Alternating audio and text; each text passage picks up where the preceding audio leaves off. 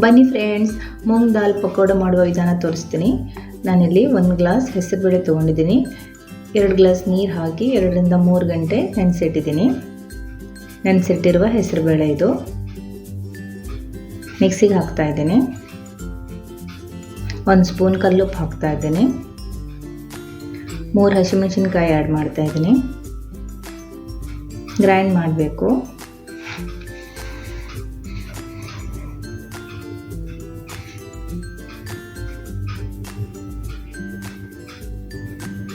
ಒಂದು ಸ್ಪೂನ್ ಅಕ್ಕಿ ಹಿಟ್ಟು ಆ್ಯಡ್ ಮಾಡ್ತಾ ಇದ್ದೀನಿ. ತರ್ತರಿಯಾಗಿ ಬರುತ್ತೆ ಪಕೋಡ.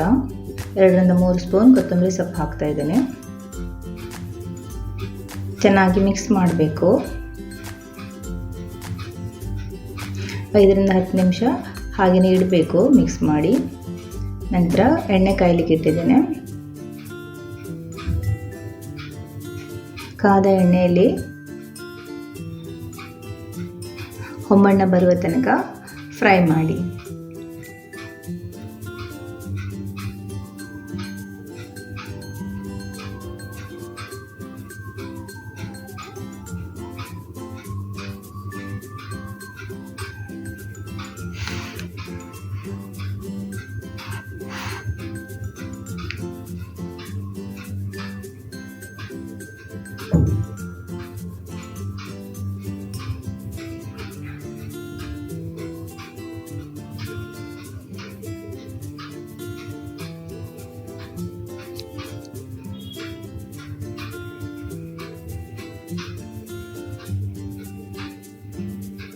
ನೋಡಿ ಫ್ರೆಂಡ್ಸ್, ಮೂಂಗ್ ದಾಲ್ ಪಕೋಡ ರೆಡಿ.